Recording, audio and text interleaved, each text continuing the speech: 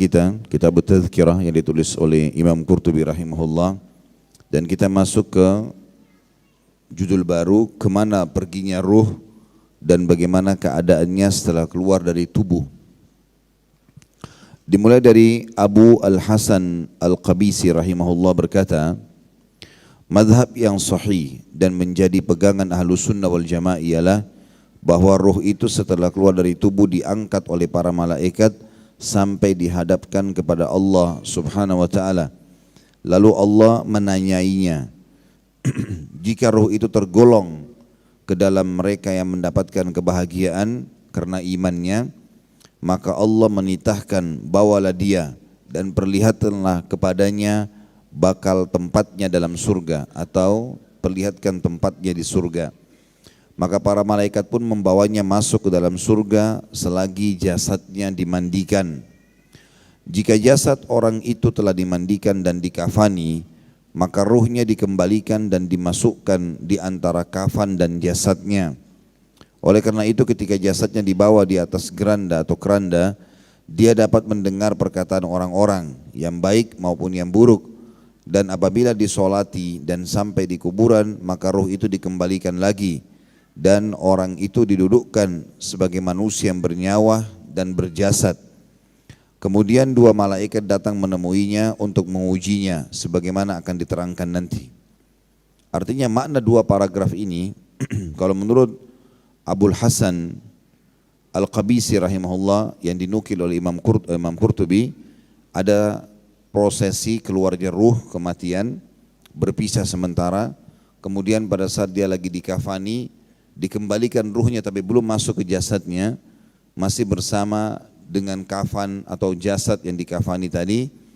Kemudian pada saat masuk ke kuburan, menurut pendapatnya adalah dimasukkanlah ruh tersebut juga ke dalam kuburan lalu ditanyakan. Dari Amr bin Dinar, dia berkata, tidaklah seseorang meninggal dunia melainkan ruhnya ada di tangan malaikat.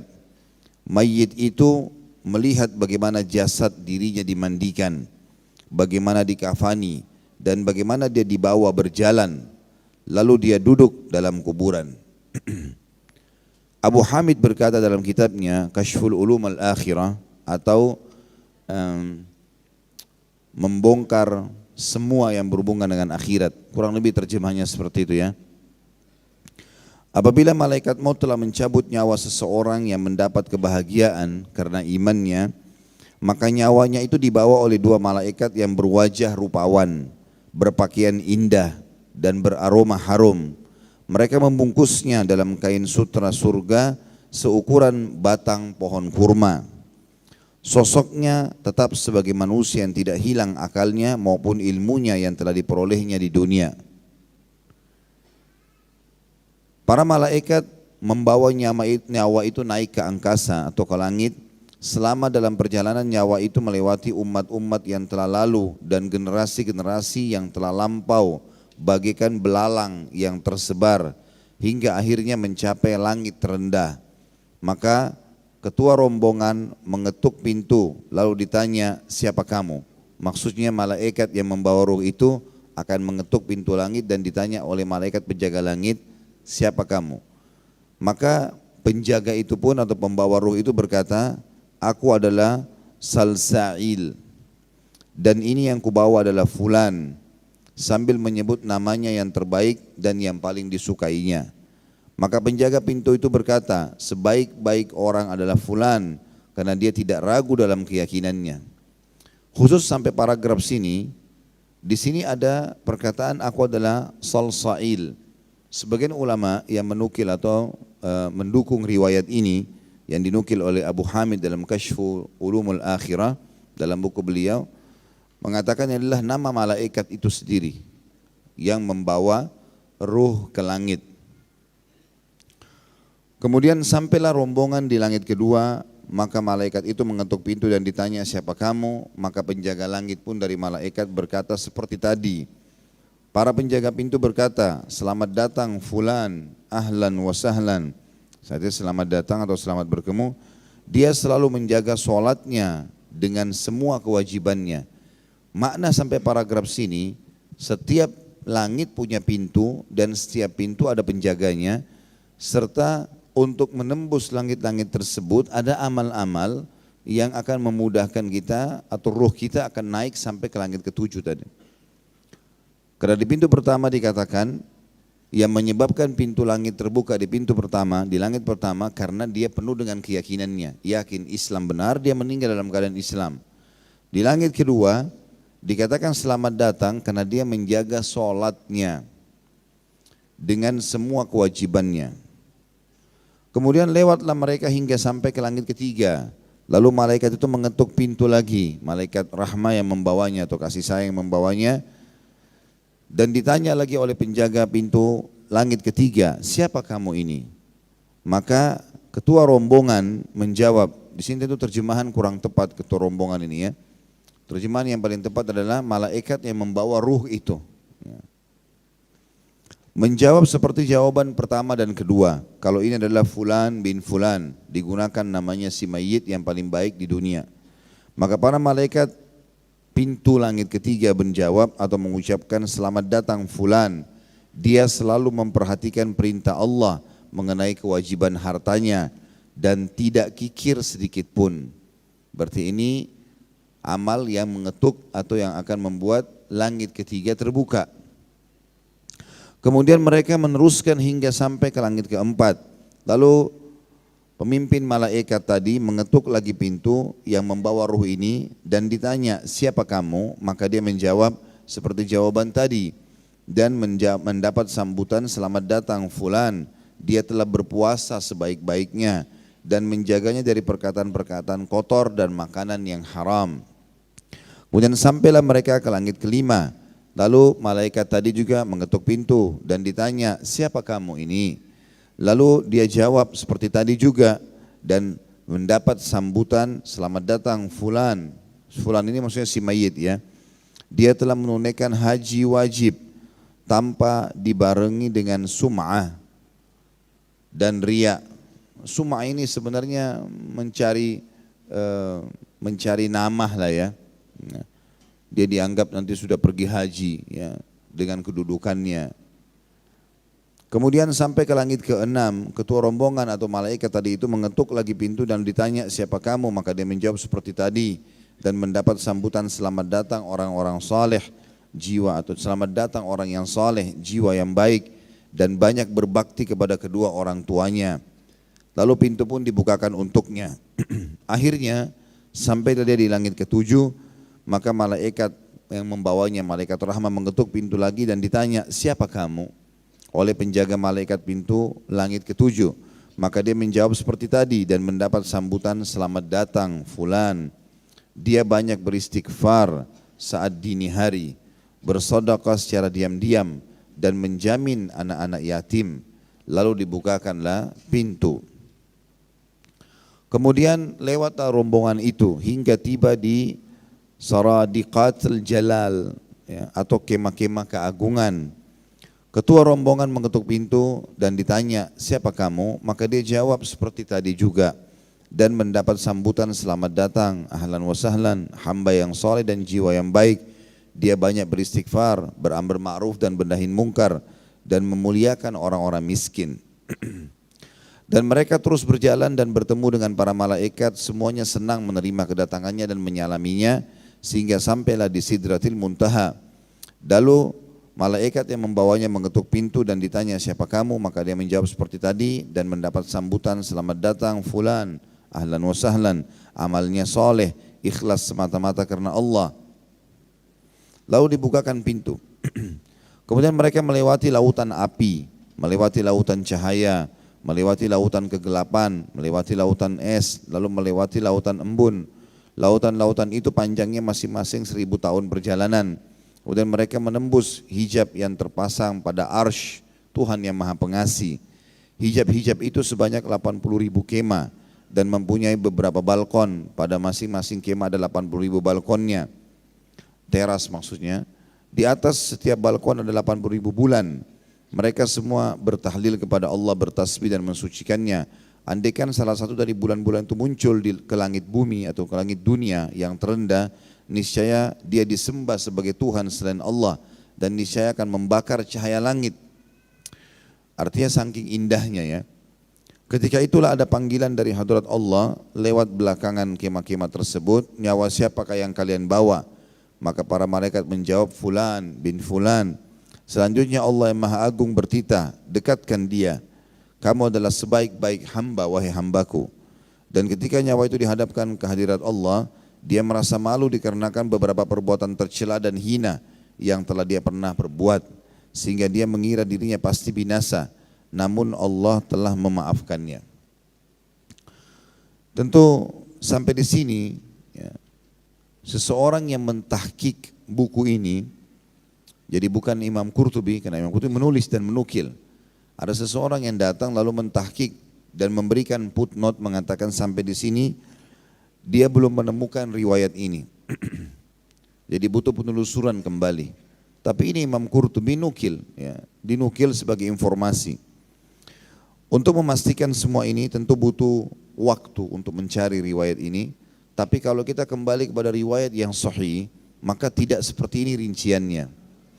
Riwayat yang sahih berbunyi, pada saat baginda Nabi SAW mengantar jenazah seorang sahabat dan sudah dimasukkan ke dalam kuburan, maka Nabi SAW berkata, ketahuilah kalau ruh orang beriman akan meninggal dunia, maka akan datang kepadanya 3 sosok malaikat. 2 malaikat kasih sayang di kiri kanannya membawa kain kafan dari surga, dan 1 malaikat maut yang ada di ubun-ubun kepalanya, sambil mengatakan kepadanya, hai jiwa yang baik, keluarlah kepada rahmat Tuhanmu. Maka ruhnya pun keluar seperti cepatnya air yang keluar dari mulut kendi. Kemudian setelah itu dibawa oleh malaikat rahmat dibungkus dengan kain kafan dari surga, kemudian dibawalah ke langit. Dan di langit pertama, malaikat ini mengetuk pintu dan penjaga malaikat langit berkata, siapa kamu? Maka dia pun mengatakan, siapa bersamamu? Bukan siapa kamu ya. Riwayat ini kan tadi dalam buku kita, siapa kamu? Malaikat itu ditanya. Kalau di yang riwayat yang sahih, yang sudah pasti, itu tidak dikatakan seperti itu, tapi dikatakan siapa yang bersamamu. Maka disebutlah namanya Fulan bin Fulan, namanya si mayit yang paling baik di dunia. Kemudian malaikat pun membukakan pintu, begitu terus sampai langit ke-7. Dan semua malaikat di langit 1 sampai langit 7 berharap ruh ini lewat di sisi mereka, karena kata Nabi SAW ruh itu mengeluarkan bau yang lebih wangi daripada bau kasturi. Dan mudah-mudahan termasuk kita insya Allah ini. Kemudian setelah itu riwayat ini diringkaskan atau ringkas saja, tidak ada seperti tadi sampai mengetuk Sidratul Muntaha, tapi sampai ke langit ke-7. Kemudian terdengar suara dari langit mengatakan, catatkan hambaku ini termasuk penghuni surga. Ya, Allah berfirman, dan kembalikan dia di dunia, di sana saya ciptakan, di sana pula saya akan bangkitkan. Maka ruhnya diturunkan bersamaan jasadnya diantar di dalam liang lahat. Jadi artinya ditunggu jasad tersebut dimasukkan liang lahat, kemudian baru ruhnya dimasukkan lagi ke liang lahat tersebut. Kemudian setelah itu 3 langkah mereka jalan, dia masih bisa mendengarkan suara sendalnya, dan setelah itu datang malaikat mendudukkan dia lalu menanyakan ya pertanyaan yang sudah masyhur, siapa Tuhanmu, ya siapa nabimu, apa kitabmu. Kemudian dibukakanlah bagi dia, setelah itu dia jawab, lalu dibukakan bagi dia pintu neraka. Dia ketakutan melihat neraka tersebut, tetapi malaikat mengatakan, lihatlah dari apa Allah haramkan dirimu. Karena kau beramal saleh beriman, maka tidak jadi masuk di sini. Ditutup, dibuka pintu surga dengan segala macam fasilitasnya. Dia pun kagum, maka malaikat berkata, ini tempat kamu sekarang. Lalu dia berdoa mengatakan, ya Allah cepatkan waktu karena aku ingin masuk ke dalam surgaku. Lalu datang di sebelahnya orang yang tampan, yang wangi, yang bersih, dan dia kagum melihat orang itu. Maka dia mengatakan, saya amal salehmu yang akan menemani kau sampai hari kiamat. Lalu terdengar suara mengatakan, bentangkan kuburan hambaku ini seluas pandangan matanya, dan bukakanlah jalan menuju ke surganya setiap pagi dan petang. Sehingga kata Nabi SAW, sampailah padanya bau wanginya surga. Jadi dia tidak masuk ke dalam, tapi dia melihat. Dan melihat ini sudah sebuah nikmat, apalagi kalau masuk ke dalamnya. Maka jadilah kuburannya taman dari taman surga, kata Nabi SAW. Gara-gara kejadian tadi. Kalau orang fasik atau orang kafir sebaliknya, akan datang kepadanya sosok malaikat 3, di kiri kanannya malaikat penyiksa, di kubur-kubur kepalanya malaikat maut yang mengatakan, hai jiwa yang busuk, keluarlah kepada murka Tuhanmu. Lalu ruhnya tidak mau keluar, berantakan di tubuhnya. Kata Nabi SAW, lalu malaikat menarik dengan keras dari ubun-ubun kepala, seakan-akan bulu domba yang dibasahkan lalu dililitkan di pohon berduri dan ditarik dengan keras sehingga berantakanlah bulu domba tersebut. Lalu kemudian pada saat dia sudah keluar, belum sesaat keluar ditangkap oleh malaikat penyiksa, dua di kiri kanannya yang bawa kain kafan dari neraka, lalu dibawa ke langit. Baru di langit pertama sudah ditolak oleh para malaikat karena ruh tersebut mengeluarkan bau lebih busuk daripada bau bangkai. Lalu kemudian terdengar suara dari langit mengatakan, catatkan hambaku ini termasuk penghuni neraka dan kembalikan dari dunia, di sana saya ciptakan, di sana pula saya akan bangkitkan. Maka bersamaan jasadnya diantar, dimasukkanlah juga ruh tersebut. Begitu masuk ke dalam kuburan, 3 langkah mereka jalan masih didengar suara langkah kakinya. Kemudian malaikat duduk, datang dan mendudukkan dia lalu menanyakan, siapa Tuhanmu, apa nabi, siapa nabimu, apa kitabmu. Dia tidak bisa menjawab, dia hanya mengatakan, saya hanya mengikuti apa yang orang ucapkan. Maka dibukakan baginya pintu surga, dia kagum, dia suka. Malaikat bilang, lihat dari apa kamu haramkan dirimu sendiri. Lalu kemudian dibukakan pintu neraka dan dikatakan, ini tempat kamu sekarang, tidak ada lagi tempat lari selainnya. Maka dia berkata, ya Allah, jangan cepatkan waktu karena aku tidak ingin masuk ke nerakaku. Lalu datang orang di sebelahnya, buruk tampangnya, baunya busuk, ya. Maka mengatakan dan sambil mengatakan kepadanya, aku adalah amal burukmu yang akan menemani kau sampai hari kiamat. Kemudian Allah mengutus kepadanya malaikat yang tidak punya penglihatan dan pendengaran, yang membawa sebuah besi. Kalau seluruh jin dan manusia bersatu untuk membalikannya, mereka tidak akan mampu. Kemudian dihantamkan ke kepala si mayit, maka hancurlah dia. Begitu terus sampai hari kebangkitan, maka jadilah kuburannya lubang dari lubang neraka. Melihat riwayat yang sahih tadi yang baru kita sampaikan, dan kalau dihubungkan dengan apa yang disampaikan di sini, memang hadis ini yang sekarang tadi kita sudah bacakan, ada beberapa hal yang perlu ditelusuri. Seperti tadi, nama malaikat ya, yang disebutkan, aku adalah Salsail, ya. Dan nama ini masih sangat asing, ya, belum biasa didengar. Ini butuh penelusuran tentunya. Mudah-mudahan insya Allah nanti saya coba telusuri kembali riwayat ini. Kemudian juga tentang masalah adanya 80.000 bulan yang ada di bawah arsy-Nya Allah atau di Sidratil Muntaha. Kita lanjutkan, demikianlah kata beliau, sebagaimana diriwayatkan dari Yahya bin Aksum Al-Qadi, bahwasanya dia ditampakkan dalam mimpinya setelah meninggal. Maka dia ditanya, apa yang Allah lakukan terhadapmu? Yahya bin Aksum ini adalah salah satu qadi, hakim di negeri Syam, terkenal dengan kesolehannya. Dinukil kisahnya pada saat dia meninggal, sempat dia dalam mimpi seseorang, dia datang. Sempat ditanya, ya, bagaimana keadaan anda? Lalu dia mengatakan, atau apa yang Allah telah lakukan terhadapmu? Lalu dia menjawab, dia maksudnya Allah menyuruhku menghadap ke hadiratnya. Jawab Yahya menerangkan, kemudian berfirman, hai orang tua buruk, kamu telah melakukan begini dan begini. Aku berkata, wahai Tuhanku, bukan begitu yang telah engkau ceritakan mengenai dirimu. Jadi apa yang telah aku ceritakan mengenai diriku, hai Yahya? Maksudnya di sini terjadi pembicaraan antara seorang hamba dengan Tuhannya. Allah mengatakan, ya, hai orang tua yang buruk, kamu telah melakukan begini dan begitu. Maka dia pun berkata kepada Allah, wahai Tuhanku, bukan begitu yang telah engkau ceritakan tentang dirimu. Aku tidak pernah temukan ada riwayat bahwasanya Tuhanku akan berbicara seperti itu dengan hambanya. Lalu Allah bertanya, jadi apa yang telah aku ceritakan mengenai diriku, hai Yahya? Maka dia pun menjawab, telah cerita kepadaku Az-Zuhri dari Ma'mar, dari Urwah, dari Aisyah, dari Nabi SAW, dari Jibril, dari engkau yang maha suci, bahwasanya engkau telah berfirman, sesungguhnya aku malu menyiksa orang-orang yang telah beruban dalam Islam. Maka Allah pun berfirman, hai Yahya, kamu benar. Benar pula Az-Zuhri, Ma'mar, Urwah, Aisyah, Muhammad dan Jibril, dan sungguh aku ampuni kamu. Ini sebuah riwayat, juga di situ ditulis footnote nomor 1. Di atas sudah disebutkan pembicaraan mengenai ini, maksudnya pernah ada disebutkan riwayat yang mirip dengan ini.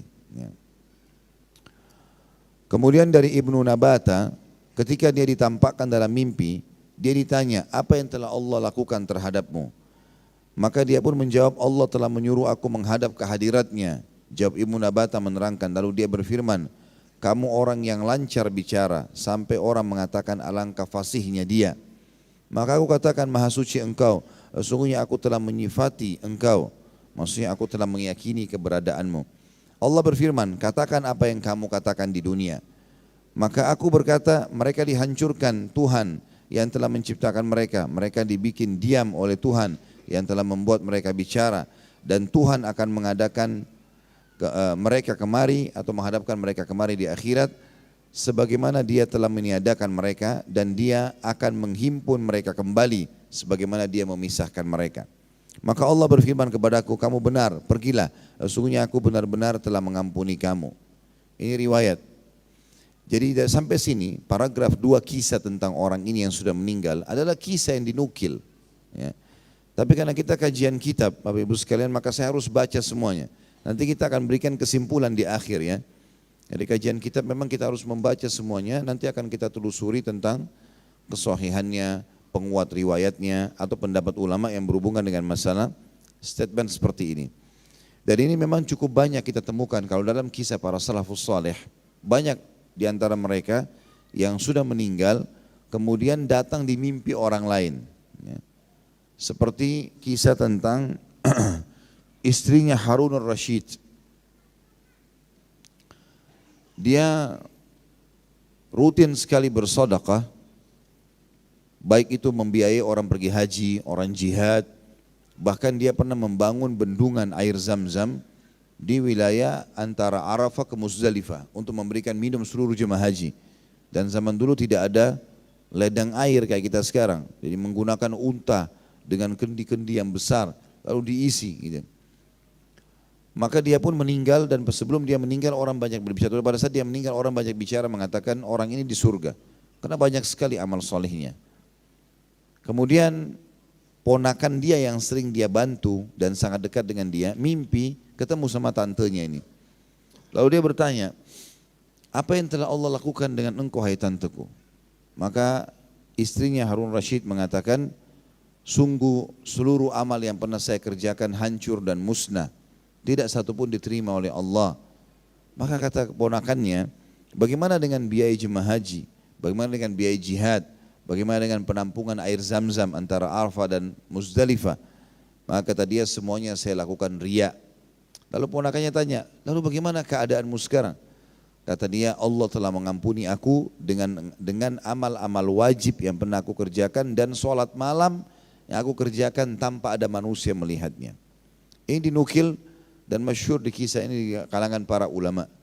Juga ada kisah yang lain, ada 2 orang sahabat yang saling janji satu sama yang lain, kalau siapapun yang meninggal lebih dulu memohon kepada Allah untuk datang dalam mimpi temannya. Maka pada saat itu pun salah satunya meninggal dan temannya mimpi benar bertemu dengan yang sudah meninggal ini. Dan pada saat itu ditanyakan kepada dia, apa yang sudah Allah lakukan padamu? Dia mengatakan Allah sudah memaafkan kesalahanku dan menerima amal-amalku. Lalu kemudian temannya yang masih hidup melihat di leher sebelah kanannya ada bercak berwarna hitam. Maka dia pun tanya temannya yang sudah meninggal, apa itu? Maka dia mengatakan itu adalah utangku. Kata si mayit, itu adalah utangku 50 dirham kepada Yahudi yang bernama Fulan yang belum aku bayarkan. Maka ambillah di ruang tamu rumahku dan bayarkanlah kepadanya.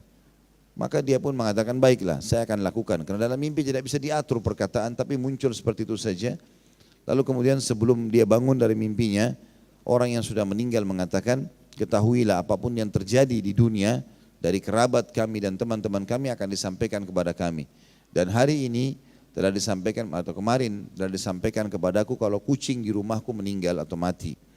Maka temannya pun bangun lalu kemudian datang ke rumah temannya ini lalu mengatakan kepada istrinya apa yang sudah dia lihat tentang suaminya yang meninggal.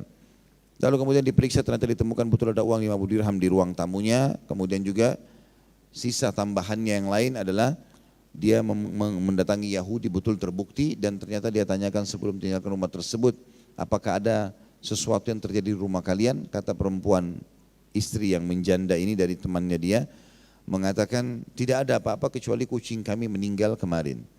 Dan ada sekian banyak kisah-kisah yang dinukil seperti ini.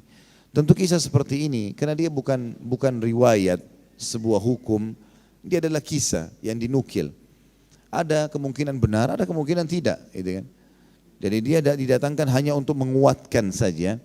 Kalau memang sebenarnya ruh itu, karena yang mau dimaksudkan di sini adalah seperti judulnya, kemana ruh ya, pada saat dia keluar dari tubuh. Itu yang ingin ditekankan oleh Imam Qurtubi. Dia keluar, dia ke langit, lalu kembali ke alam barzah atau di kuburan. Juga dinukil dari Mansur bin Ammar bahwa dia ditampakkan dalam mimpi. Maka ditanya, apa yang telah Allah lakukan kepadamu? Lalu dia menjawab, dia Allah menyuruh aku menghadap ke hadiratnya. Jawab Mansur, lalu berfirman, bawa apa kamu datang kepadaku hai Mansur? Lalu kata Mansur, membawa 36 kali haji. Tapi dia Allah menolak. Sambil berfirman, tidak ada yang aku terima satupun, tegasnya. Kemudian dia bertanya pula, bawa apa lagi kamu datang kepadaku hai Mansur? Lalu aku menjawab, membawa 360 kali khatam Al-Quran. Namun juga Allah menolaknya. Kemudian dia bertanya pula, bawa apa lagi kau kepadaku hai Mansur? Maka aku menjawab, aku datang membawa kepadamu, aku datang kepadamu membawa engkau ya Allah, maksudnya imanku kepadamu. Maka Allah SWT berfirman, sekarang barulah kamu benar-benar datang kepadaku, pergilah aku telah mengampunimu. Di antara manusia ada yang ketika baru sampai di kursi sudah mendengar seruan tolak dia, maksudnya di arsy-Nya Allah. Dan ada pula yang ditolak ketika baru akan sampai ke wilayah hijab-hijab tadi. Adapun yang sampai kepada Allah Subhanahu wa taala hanyalah orang-orang yang telah mengenalnya. Sampai sini tentunya yang dinukil oleh Imam Qurtubi berhubungan dengan ruhnya orang beriman. Dan saya sudah bahasakan tadi teman-teman sekalian, karena ini beda buku maka kita akan bacakan semuanya. Dan untuk menyimpulkan semua paragraf tentang orang beriman ini, kita datangkan tadi riwayat yang sahih. Kalau memang ruh akan keluar dari jasad dan juga akan bertemu dengan Allah Subhanahu wa taala walaupun belum melihat zatnya Allah. Karena melihat zatnya Allah sudah pernah kita sebutkan, itu nanti kalau seseorang sudah masuk ke dalam surga di akhirat nanti. Dan yang kita pegangi tentu riwayat yang sahih sudah saya jelaskan tadi ya. Kalau rincian masalah kema 80.000, ada bulan, kemudian nama malaikat tadi, Salsail, itu semua butuh penelusuran insya Allah.